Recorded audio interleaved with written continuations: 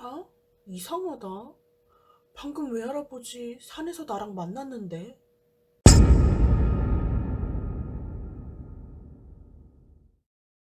안녕, 시안이에요.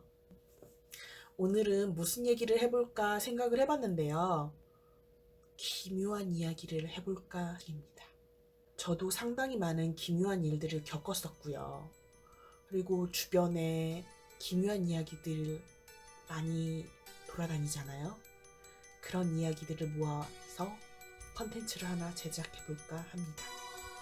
때는 1980년도 후반입니다. 제 나이 고작 3살. 여기 보일런지는 모르겠는데요. 제가 상당히 큰 흉터가 있어요, 목에.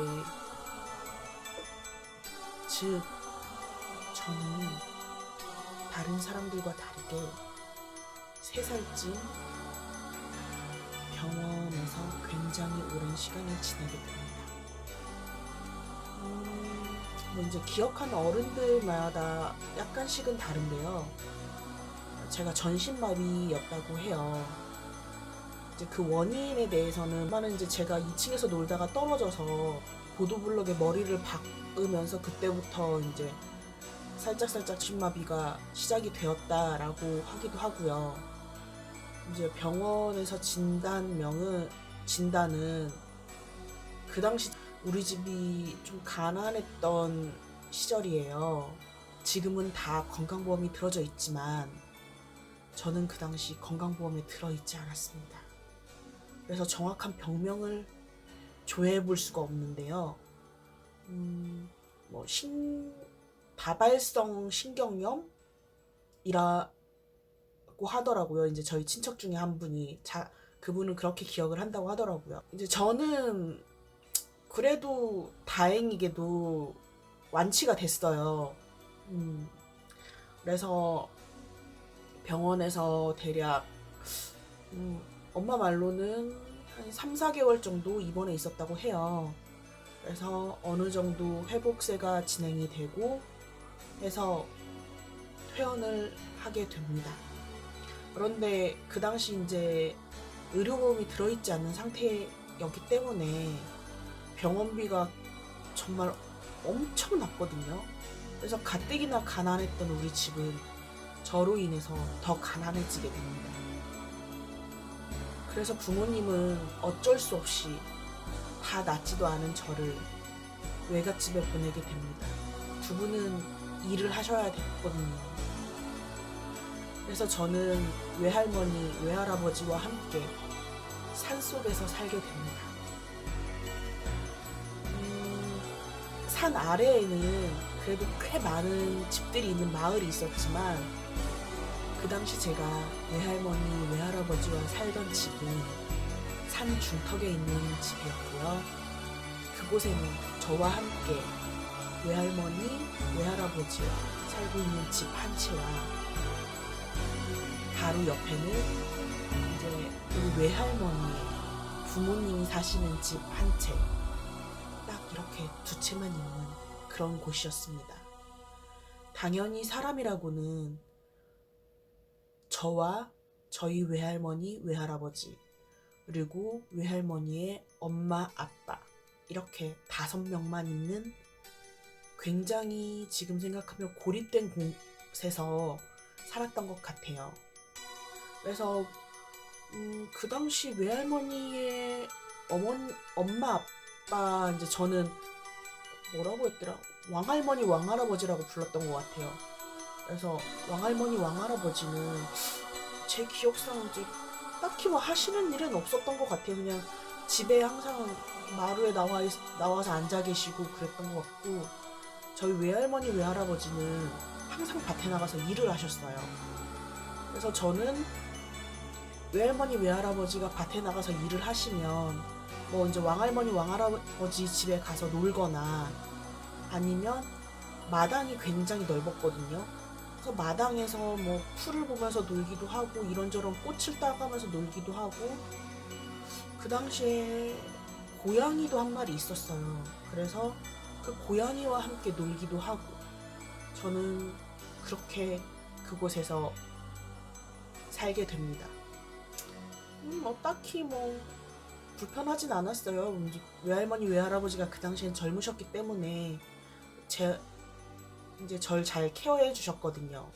다만 제가 그 당시에는 병원에서 퇴원한 지 얼마 안 됐던 시절이기 때문에 그러니까 3살임에도 불구하고 그 후유증으로 인해서 잘 걷지를 못했어요. 그 또래 3살쯤 되는 애들은 그래도 뛰어다니고 잘 걸어 다니고 했는데 저는 이제 갓 걸음마 뗀 아기처럼 아장아장 걷거나 네 발로 걷거나 그랬던 시기였어요. 부모님 말로는 제가 3, 4개월 동안 병원에서 전신마비로 있으면서 근육이 소실되면서 이렇게 잘 못 걸었다라고 하더라고요. 그래서 그 근육이 생길 때까지는 애기처럼 그냥 진짜 갓 걸음마 배우는 애기처럼 걸었어요.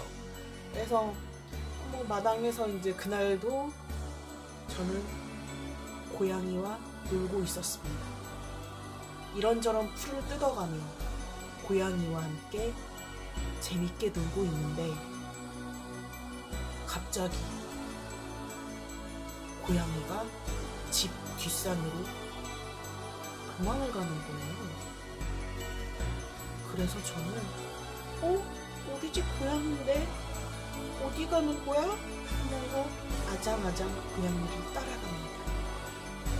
당연히 그 시간에는 저의 외할머니 외할아버지는 밭에 나가서 없으셨고요. 그날따라 웬일인지 저희 왕할머니 왕할아버지도 아랫마을로 마실을 가 있는 상태였습니다. 저는 어른 없는 그곳에서 오로지 고양이와 놀다가 고양이를 쫓아 뒷산으로 아장아장 엉금엉금 기어서 올라갑니다. 저희 집 뒷산은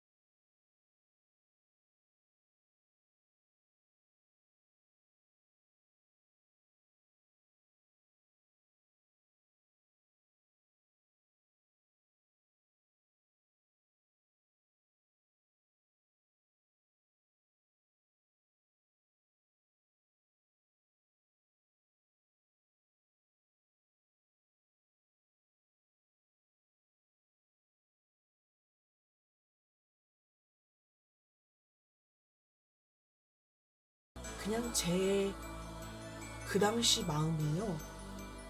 우리 집 고양이 도망가면 어떡해? 내가 다시 우리 집으로 데려가야 되겠다 라는 생각뿐이었어요.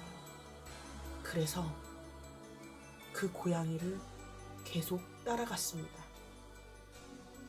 어느 정도 따라갔을 무렵 희한하게 분명 다 대나무 밭인데 그 대나무 밭 한가운데 한 요만한 나무 밑둥이 잘라져서 있는 거예요.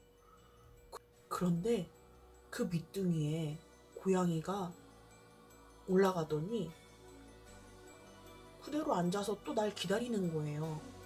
그래서 저는 또 날 기다려주나 보다 라고 생각하고 또 엉금엉금 고양이에게 다가갑니다. 그런데요, 불현듯 눈앞에 무언가 나타납니다. 베이지색 천조가리. 이게 뭐지? 하고 저는 이렇게 올려다봅니다. 사람이었어요. 우리 외할아버지. 그 당시 저희는 이렇게 나무를 해서 장작을 떼는 아궁이가 있는 집에서 살았거든요. 그래서 종종 저희 외할아버지는 산에서 나무를 해다가 아궁이 옆에 쌓아놓곤 하셨어요. 그런데 그날 외할아버지는 베이지색 바지에 베이지색 자켓을 입고 등에는 지게를 지고 나무를 하러 나오셨던 고양이입니다. 당연히 함께 살고 있는 외할아버지이기 때문에 저는 너무 반가웠어요. 순간 고양이를 까먹었어요. 제가 고양이를 따라왔다는 것을 그냥 까먹어버렸어요. 그래서 너무 신기해서 아, 외할아버지! 라고 했는데 갑자기 할아버지 표정이 무서워졌어요. 이러고 그러더니 저에게 소리쳤어요. 야! 너 여기가 어딘데 올라오고 있어? 당장 안 내려가? 너 지금 안 내려가면 호랑이가 너 잡아먹는다? 라고 호통을 치기 시작한 거예요.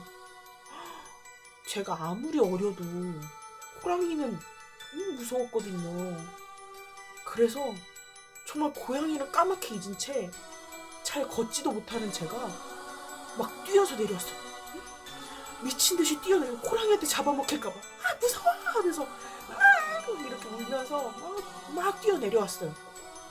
다행히 어느 정도 막 뛰어내려오다 보니까 집 뒤에 마당이 나오는 거예요. 그래서 저는 아 살았다, 호랑이 안 만났다, 너무 다행이다 라고 하면서 집 뒷마당으로 다시 내려갔어요. 그런데 그 뒷마당에서 저를 기다리고 있는 건 얼굴이 하얗게 질린 저희 외할머니와 외할아버지였어요. 저는 이상했죠. 어라? 이상하다. 방금 외할아버지 산에서 나랑 만났는데 내가 늦게 내려온 건가? 라고 생각하면서 너무 신기하잖아요.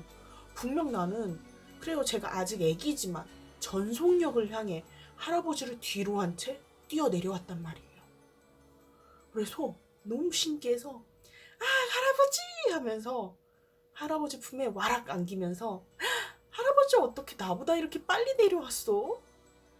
나 할아버지보다 되게 빨리 내려온 것 같은데 할아버지 나무는 많이 했어? 라고 했더니 할머니랑 할아버지가 눈이 이만큼 커지면서 저를 한동안 이러고 내려보는 거예요. 저는 분위기가 이상했죠. 왜 그러지? 우리 할머니 할아버지가 왜 이러지? 라는 생각을 하면서 할머니 할아버지를 이렇게 쳐다봤어요. 그랬더니 할머니가 너 지금 무슨 소리 하는 거야? 지금 너 없어져가지고 아랫마을까지 할아버지랑 찾으러 갔다 오는 길이야 라고 하는 거예요. 저는 깜짝 놀랐어요. 분명 산에서 우리 외할아버지 만났거든요. 저는.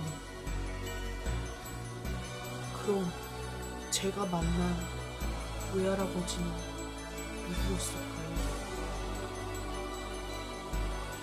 우리 외할아버지가 아니었을까요? 항상 함께 살고 함께 밥 먹고 함께 자는 우리 외할아버지를 제가 다른 사람이랑 착각했을까요? 그때 이야기를 외할아버지는 돌아가셨지만 외할머니가 아직 살아계시는데 우리 외할머니도 똑똑히 기억하고 계세요. 그러면서 외할머니는 그 고양이가 요물이라고 아직도 고양이를 미워하세요. 그러면서 산에 계신 산신령이 널 살린 거라고, 어린아이가 그렇게 산에 올라갔다 날이 저물면 분명 굶어 죽거나 얼어 죽었을 거라고, 그래서 불쌍해서 할아버지 모습으로 나타나서 날 살려준 거야 라고 하십니다. 우리 외할머니 말로는. 그런데요, 저는 고양이가 싫지가 않아요.